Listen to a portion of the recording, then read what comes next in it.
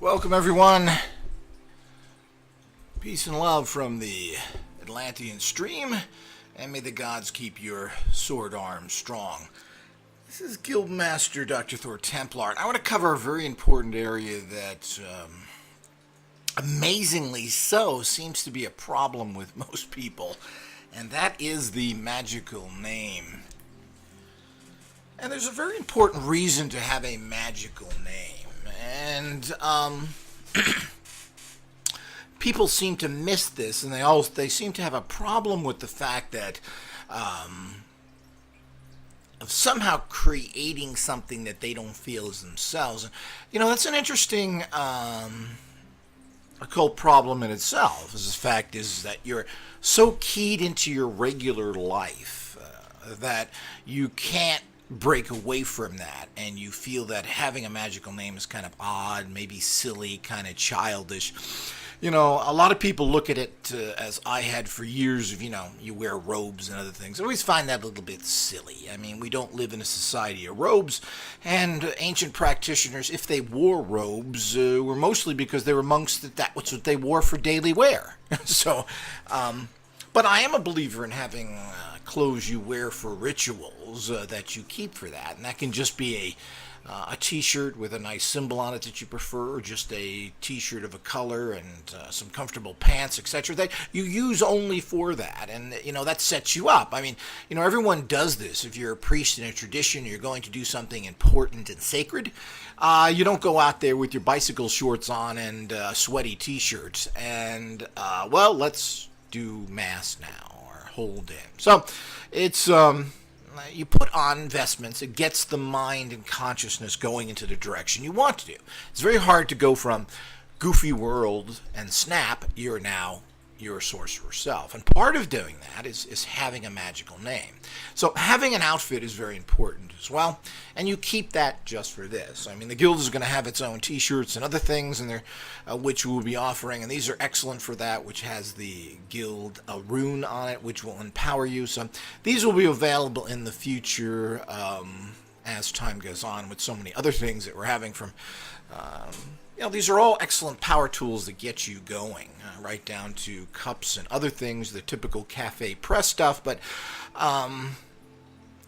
they're not just fun novelties. When they're empowered properly and have symbols on them, they're actually effective tools, and you should incorporate that in all your life. What you drink out of, what you wear, that's part of being it and making it your lifestyle, and not making, I have to do rituals all the time. Well, if you put on an empowered shirt, you drink from an empowered cup, and that may sound silly to a degree, you are empowering yourself, and it really isn't. I mean, that's what people do and have done classically for times.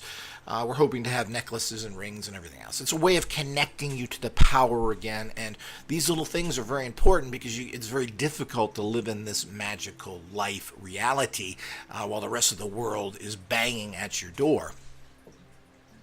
And one of the most important things of all that is to have a name. When you start rituals, you start the rituals in your name. I will now do this prosperity ritual in the name of my sorcerer self, Thor Templar.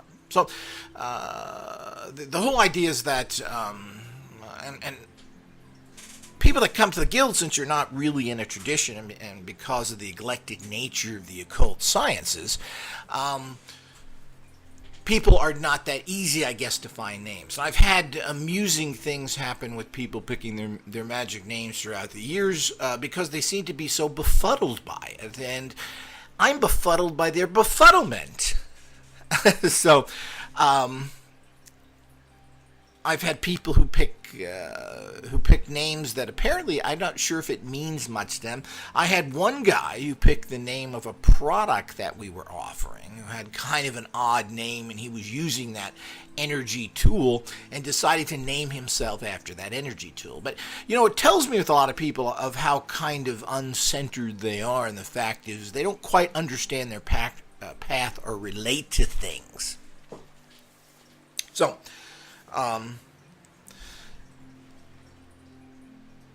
it's a contradiction there that's very important. You've got to remember that your birth name is your slave name. You're brought into this world. And, in ancient times, they didn't really name you initially. They used to watch you and see what your personality was, and then they would name you after that. I mean, American Indians are classic in these, in terms of being named after animals and other things, mostly because the child tend to have traits like that. He's very aggressive. They may have called him a bear. If he'd like to run fast, they called him a deer. And this is not unusual throughout all of namings of no matter what the culture is, and it was very common through all pre-Christian times. And of course, people call your first name now your Christian name. So, and basically in Western society, everybody has got a Christian name. You're named after some biblical character, and like supposedly the Celtic variation of Levi is Matthew. So it's these things that you don't even know where they come from. And of course, these Bible names are basically been made up through translations and given their European Christian equivalents. So if you're Mark, Luke, etc., these are not in the Bible originally. Those are the translations into Western English. So you're named after those things which you really shouldn't be, because that's a slave name. You've been brought into something you know nothing about. And if you choose to take a name such as that, that is your prerogative. And if you're into that, then that is fine, because you've chosen that. You haven't been born into it as the slave. So it really is a slave name, and that really has to be changed entirely. And you don't even have to use two names, but you definitely need to have a magical name which you identify as your new personality, your new born-again life, so to speak. So you become this new reality and understanding, particularly when you're doing things. You're working out of that persona. You have, as we've discussed in certain lectures, this schizophrenic personality where you have to function in society with your slave name, operating in that cunning manner. But when you get away from all the lies and the fakes and the matrix society that you have to conform to a certain extent, and you move into your true magical self, you really need to be using a name that is appropriate to how you feel as a magical person in the direction you're going in. And a lot of people key into whatever they feel comfortable with in terms of their traditions. And since apparently, as I said, most people coming to the guild don't have traditions, they kind of have a difficult problem picking a name. But these can be anything you like. I mean, you can make up a name, you can use a movie character. If it's not a tradition, a lot of people go back, if they're Celtic, they go into this, and if they're voodoo, they use this, and that's very classical. And, you don't have to keep your magical name forever. It's something that you can change as you grow if you want to. I've had my magical name since the beginning because it suits me and it suits where I'm coming from. And I originally started out as in my teens, seeking as most people I think do that go back into the paganism and found Norse paganism to be something that I found very practical. The philosophical understanding, the understanding of the confusion of God forms where, good men die, life is a battle, you have to be aggressive. Well, I think that really sums up what life is. And I consider Norse mythology to be bastardized Atlantean philosophy and belief systems, because that's where that particular culture came from. So, it symbolizes something that you are akin with and part of, that normally in your life you don't express in terms of outwardly. So it triggers into that, and it's very important to you in your consciousness. It's very important that you switch to this persona when you're doing something. That's a way of connecting to the streams again. And, you're nothing without these empowerments. And that's why people don't have any power, because they're trying to produce something from in themselves or calling on some fictitious gods or something and not connecting to the power streams to empower themselves and make things happen.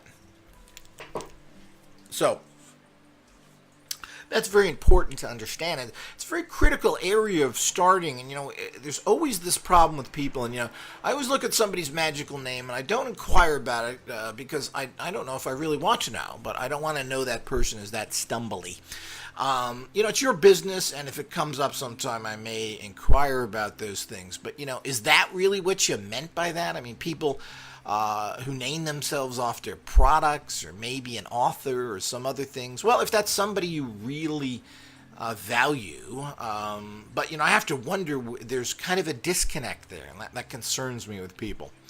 So the whole idea is your magical name. To do that, I use Templar because I consider myself a warrior monk, and not in the fashion of all of the misunderstandings of the Templars in general, which were basically Gnostic warrior monks. So the name fits me perfectly because it basically is a lot of what my core belief systems are, but not in the crude way, because the interpretation of Norse and Viking as the crude murderers that they are is not what is meant by it, nor is the misunderstanding of what the Templars may or may not be in your mind. So there's a very definitive understanding of those things, which I've given you kind of a brief synopsis here. But you can see how that fits together there. Now, wherever you're at now, shouldn't you have some sort of beliefs? Maybe not. Maybe that's one of the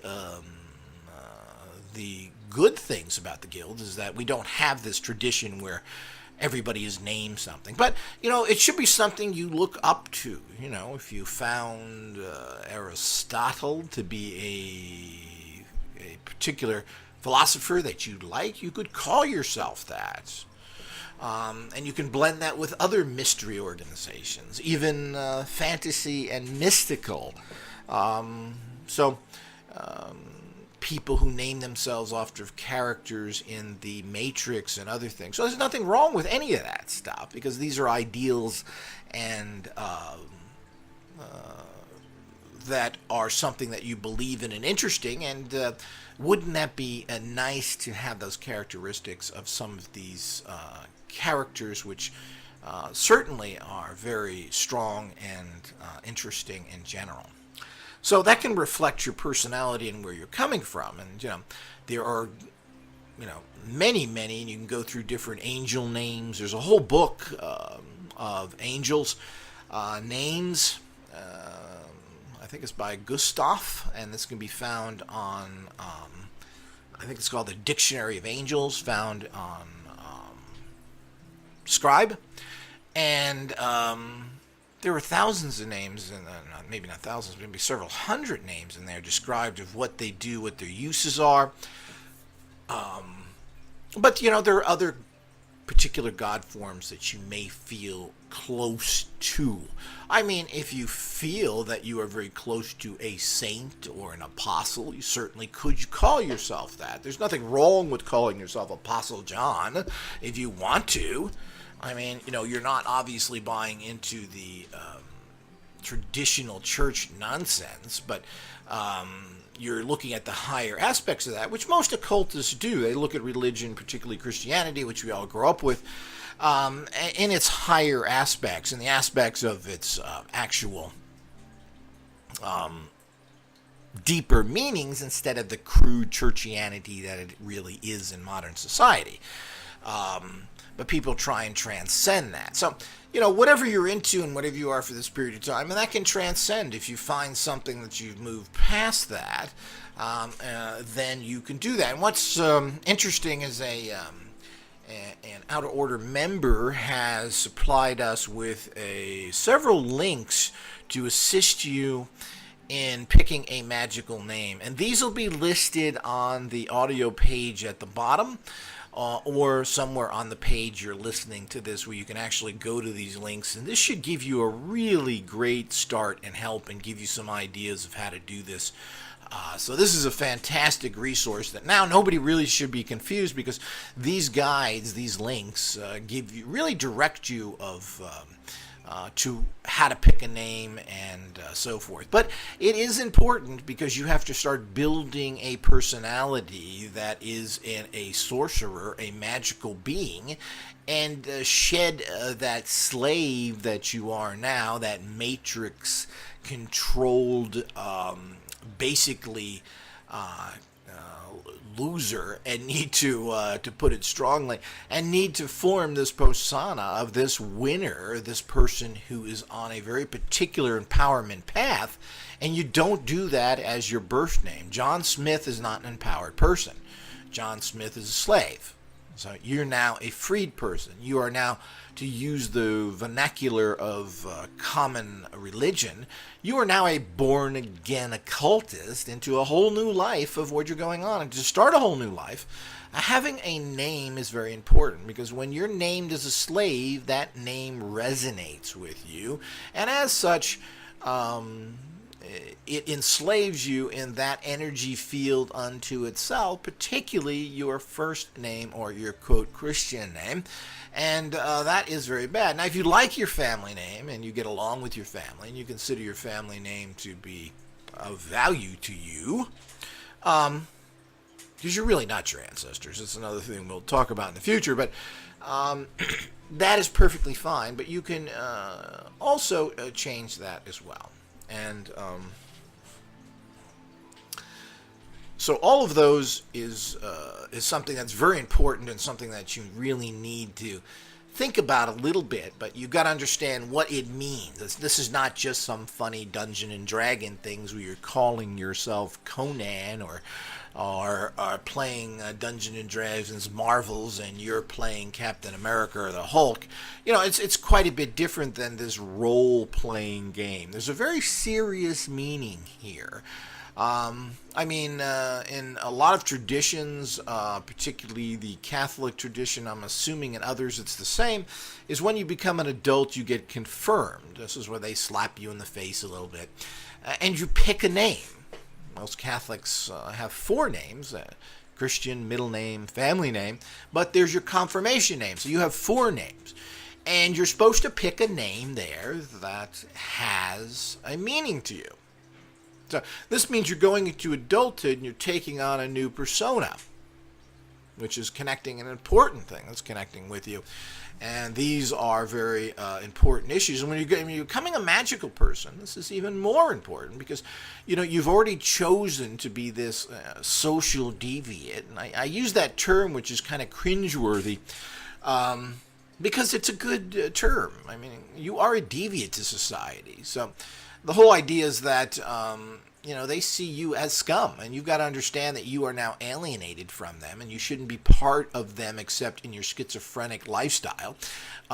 When you are away from that, you are your magical persona, your magical self, and this will empower you. If you keep operating from John Smith while you're doing rituals, I'll tell you right now, you're not going to do well. This is what I talk about of the trancing, going into a trance, shifting away from the common. And part of this shifting away from the common and going into these trance states that manifest everything is the importance of the fact of doing that starts with the fact of that you are now this other person. So, and people do this all the time. I mean, they do it subconsciously. If you play a sport or something, most people, when they go out there, they start thinking like, well, I'm now the great sports star. I'm now the great baseball player. I'm now the great golfer. They don't see there and say, I'm John the accountant that hits balls. No, I'm John the baseball player now. I'm the star. That's how you're thinking in your mind. Everybody does this when they do anything. So this when you think and follow your own brain thoughts, you'll see how you're directed. And people just do this without thinking that they're doing it. And it's something you always have to note. What is your mind telling you at that particular time? Most of it's garbage, but there is directions of how you're functioning, which is your inner magical being coming in and doing that. Your inner magical being, when you play sports or do anything, is going to change your reality to make you function at a higher and better level. That's how it all works. So that's important to understand. And it's important for you to notice these things throughout your day. When you're doing something, well, what is your mind telling you is happening? Not just telling you what to do, it's putting you in a consciousness state to function, whatever that may be. Whether you're driving or doing your job or whatever common world things, you're still being put into a particular mental state. When you're trying to do things magically and break the matrix and control and empower your life, you need to do this from a state of consciousness that's very, very high and dominated by the inner magical being. And the inner magical being doesn't recognize your slave self. So there's going to be a conflict there. The inner magical being understands that the common slave self is a worthless state to be in and doesn't and will not work with it. So if that conflict happens, it means that you are in general causing your rituals to be very depowered. You're decreasing the amount of effective energy you have. That's what trance states. Trance states put you into empowerment ways of operating that you get by all these nonsense and you're able to perceive the world as the magical energy vortex that is this magical energy world that you manipulate by contacting it and consciously manipulating it to your benefit. That's a way of thinking and acting, which John Smith, the accountant, ain't got a clue. As a matter of fact, John Smith, the accountant, is going to do everything backwards to stop that empowerment because it makes no sense to the common idiot mind. So it's important, very important, that you use the resources connected to this particular audio and pick an appropriate name for you. And this can, as I said, can be going back into your family, your nationality, your race, whatever it is that you feel a little bit connected to, because you have to. If you're black, you can't go around telling people that I'm not black. Well, it's obvious. Unfortunately, you're labeled that, and depending on where you come and what your society is. So using things like that is not overly bad, even though we need to transcend past cultural and racial and sexual labels because of the fact that these are not really the higher paths to go. And as I always tell everybody, we're children of Atlantis. We're not children of Africa, Europe, or any place else. You are not white, black. You're not a male or a female. You're a child of Atlantis, and it's as simple as that. You need to gear into that for ultimate empowerment as well. But you got to understand that words and naming things are power. And it defines something. If something is red, it's red, isn't it? And it's been named that. And even if it's blue and everybody names it red, it's red now. So the point is that it has that meaning. When something is named, it's been labeled and empowered that. So when you use your slave name, you're operating out of your lower self that you have been named by the lower society. And very few people are going to have any parents or anybody else that has any level of consciousness. And even if they do, and they come from some metaphysical-based background,